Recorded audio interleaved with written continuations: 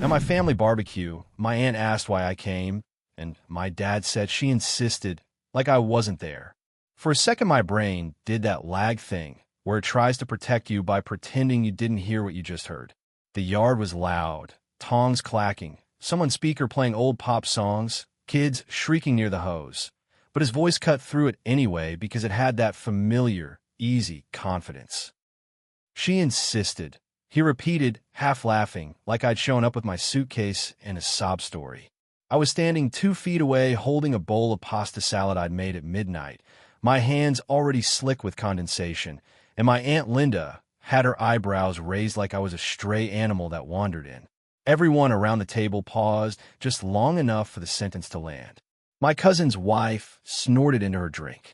My brother looked down at his phone like it suddenly mattered, and I just stood there, feeling my face go hot while the word insisted tried to turn my whole body into a punchline.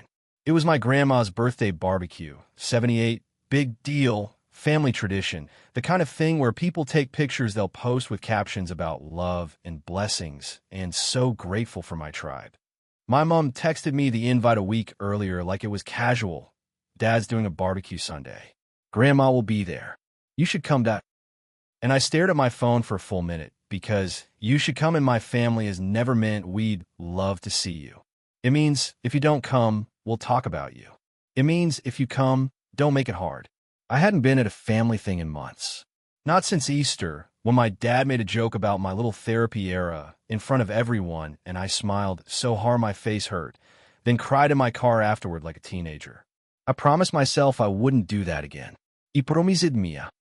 My best friend, my emergency contact, the person who has heard me try to explain my family dynamics like I'm defending a thesis, that I'd only go if I wanted to, not because I was afraid of what they'd say. And the annoying truth was, I did want to see Grandma. I wanted to sit next to her while she told the same stories and squeeze my hand like I was still 5. I wanted at least 1 hour where someone looked at me and actually saw me. So I came, not because I insisted, not because I begged my way back into their orbit. I came because I'm still not fully hardened and because a part of me keeps believing if I show up calm enough, polite enough, unproblematic enough, they'll treat me like I'm worth basic respect. I also came because my mom called me the night before, voice too soft, and said, just be nice tomorrow, okay? Don't let anything get started. Like conflict is a fire that just appears and not something my dad lights and then blames on me for noticing smoke. The morning of the barbecue, I actually did the whole routine. Shower, nice outfit that wouldn't make me look like I was trying to prove something, hair half-tamed, gift bag with Grandma's card and the fuzzy socks she likes. I made pasta salad because it's neutral. No one can accuse you of showing up empty-handed, and no one can accuse you of trying too hard. I drove there rehearsing lines in my head like I was going into a job interview. Hi, happy birthday. Traffic wasn't bad. Work's fine. Yeah, still living in the same place. The usual. When I pulled up, Dad's truck was in the driveway like always, angled like it owned the street. The backyard gate was open, and I could smell charcoal before I even got out of my car. I stood there for a second with my hands on the steering wheel, heart thumping, and I almost turned around. It wasn't a dramatic, I can't. It was more like my body going, are we sure? Because my body remembers even when my brain tries to negotiate. I walked in anyway. At first it was fine. The kind of fine that's actually just a temporary ceasefire. Grandma's face lit up when she saw me, and she did that little gasp she always does, like I'm a surprise every time. She pulled me into a hug that smelled like lavender and powder, and she patted my cheek and said, there she is, like I was the part of the day she'd been missing. My mom looked relieved, kissed my forehead, and whispered, thank you for coming, like I'd done her a favor. Dad gave me a quick nod. No hug, no good to see you, just a nod like we were co-workers. My Aunt Linda did the tight smile she does when she's already decided how she feels. My Uncle Jim said, hey kiddo, and kept walking. I settled into that familiar role. Helpful, quiet, useful. I offered to set the table. I refilled napkins. I pretended I didn't notice when Linda looked me up and down and said, oh, you look comfortable. I ignored my cousin's little comment about how I finally came out of hiding. I laughed at the right times. I kept my tone light. I did everything right. And then we got to the moment with the pasta salad. Linda was standing near the outdoor table, one hand on her hip, watching me approach like I was delivering evidence. Well, she said, loud enough for people to hear, look who decided to show up. I smiled because my face has muscle memory. Linda. She tilted her head, eyes sharp. I'm just surprised, that's all. After the way you've been absent. I set the bowl down carefully. Yeah, been busy. Busy, she repeated, like it was a made-up excuse. Her eyes flicked to my dad by the grill. Mark, I didn't even know she was coming. Why is she here? It wasn't even said like a joke. It was said like she was asking why someone brought an extra chair. And my dad, without looking at me, without missing a beat, said she insisted. Like I wasn't there. Like I was a rumor.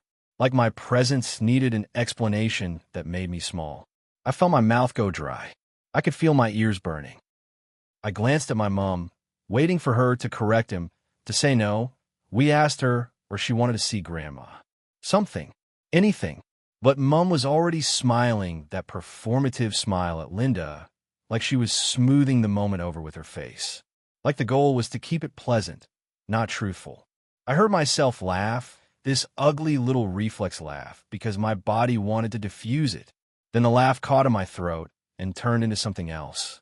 I didn't insist, I said. My voice wasn't loud. It wasn't a speech. It was just a correction. Dad finally looked at me then, and his eyes had that familiar warning. Don't. Linda's eyebrows lifted. Oh, Dad wiped his hands on a towel, like he was resetting the scene. Don't start, okay? He said, still calm, still the reasonable one. We're having a nice day. I'm not starting, I said, but my voice shook a little because the adrenaline was already rushing. You told her I insisted. That's not what happened. Dad's mouth tightened into a thin line. It's basically what happened. Linda laughed, and it was that laugh people do when they think they've just been handed gossip. So you begged to come, she said like she was delighted. My cousin's wife giggled. My brother made a sound like he was annoyed. Grandma, bless her, looked confused, eyes moving between faces. I felt this hot surge of humiliation, the kind that makes you want to disappear, and right behind it was anger. Sharp, clean, almost clarifying. I didn't beg, I said. Mom invited me. I said yes because Grandma's here. There was a pause. It wasn't long, but it was enough for everyone to choose what story they wanted to believe. Dad snorted. See? This is what we're talking about. Always has to be a thing. Linda nodded like she'd been waiting for that line. Too sensitive, she murmured, and my stomach twisted because of course she would. Mom stepped closer, hand hovering near my arm, not quite touching.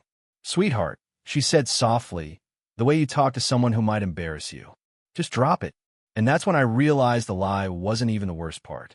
The worst part was that they expected me to swallow the lie to keep everyone comfortable. The worst part was that my dad could rewrite reality while I stood there, and if I corrected him, I was the problem. I looked at Dad.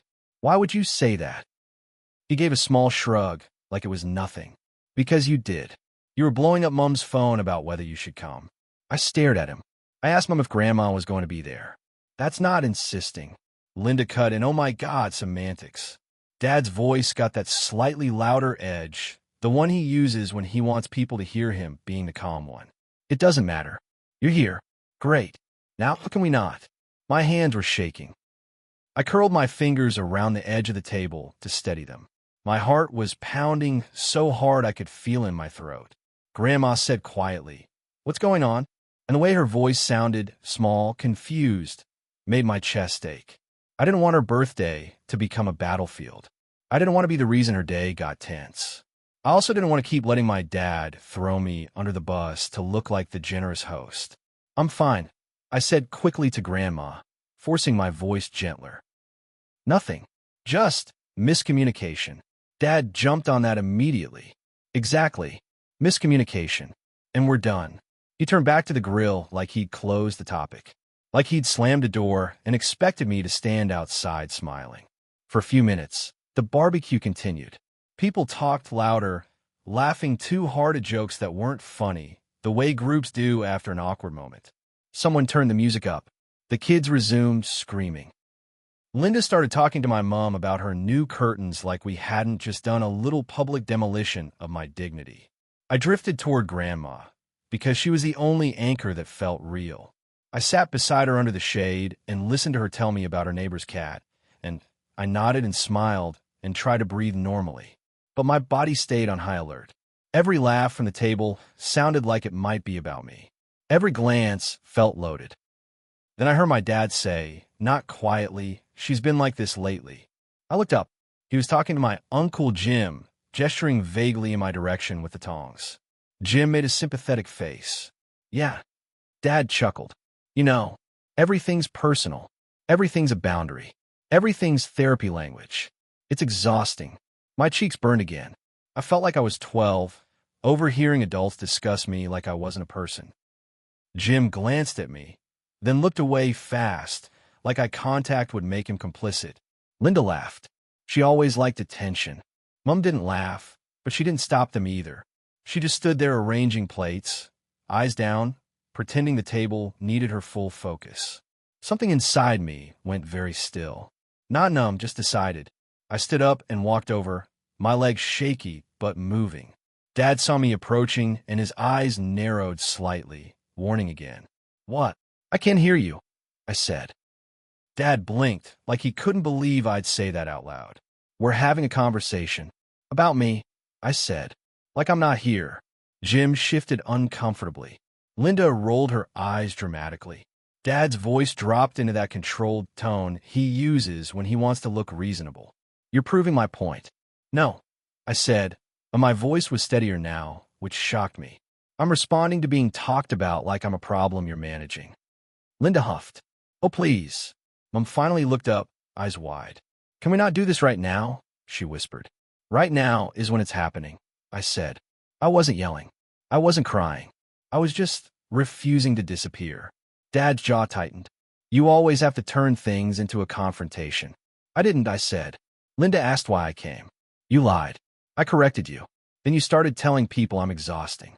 Dad scoffed, and the scoff was almost triumphant. "See how you keep score?" "That's what I mean. Normal people don't do this." My throat tightened, but I pushed through it. Normal people don't rewrite someone's intentions to make them look pathetic. There was a sharp silence. Even the kids seemed quieter for a moment. Dad's eyes flashed. "Watch your mouth." Linda sucked in a breath like she was thrilled. "Oh, she's got an attitude now." Mom stepped between us slightly, palms out. Okay.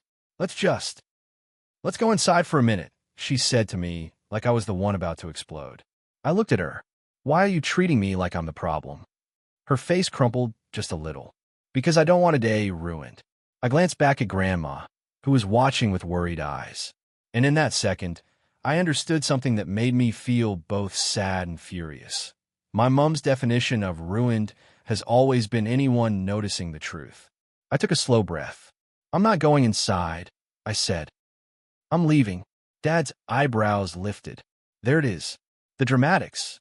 Linda laughed like she'd won something. Mom grabbed my wrist lightly. "Please don't," she whispered. "Not like this."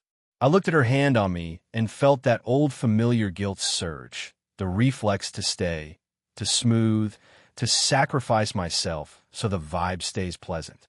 Then I looked at Dad, and he was already turning away like my decision didn't matter. Like I was predictable. Like I was a story he could narrate however he wanted. I gently pulled my wrist free. "Tell Grandma happy birthday for me," I said to Mom, voice thick. Mom's eyes filled. "You can tell her." I swallowed hard and walked to Grandma. I knelt beside her chair, forcing a smile that felt shaky. "Happy birthday," I said softly. "I'm sorry I have to go. I'll come see you this week, okay? Just you and me." Grandma patted my cheek the same way she did when I was little. "Are you okay, love?" I nodded even though my throat hurt. "Yeah, I will be." She squeezed my hand.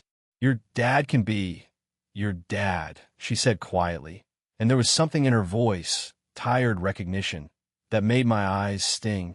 I stood up before I started crying. I grabbed my bag from the chair, picked up my empty bowl like I was cleaning up my own evidence, and walked out through the side gate. Behind me, I heard Dad say, loud enough for people to hear, "See? She insists on coming, then leaves when she doesn't get her way." Linda laughed again. Someone murmured, "Oh well." Mom didn't call after me. She didn't defend me. She didn't correct him. She just stayed because staying is her survival tactic. In my car, my hand shook so hard I fumbled the keys. My chest was tight, lungs working too fast. I sat there in the driveway for a minute staring at the steering wheel while the sounds of the barbecue kept going behind the fence like nothing happened. Music, laughter, tongues clacking.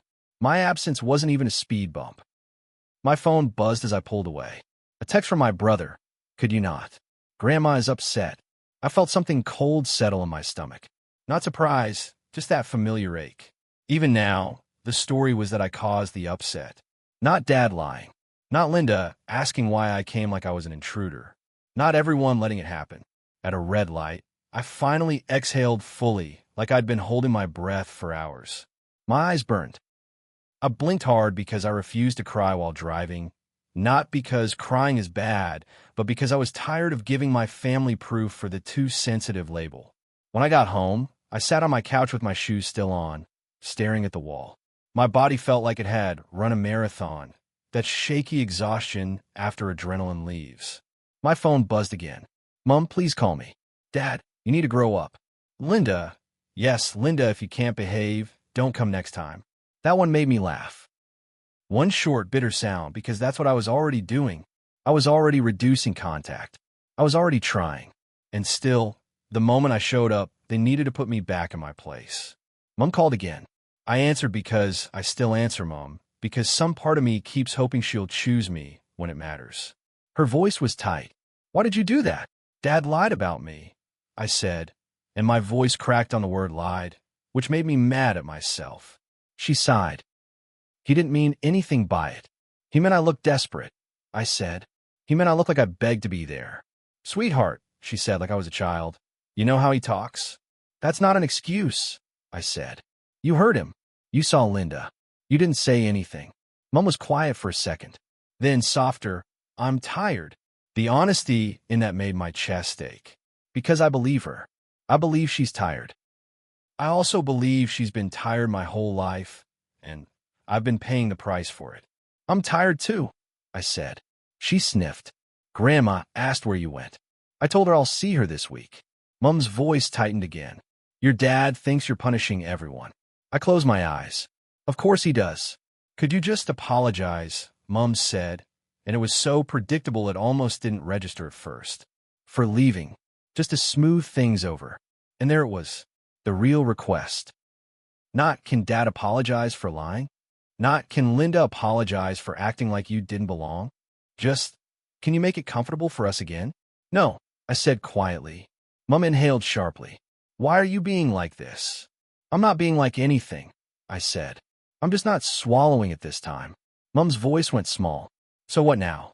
I stared at the wall, feeling the weight of that question. "Now," I said slowly, "I stopped coming to things where I'm treated like a nuisance."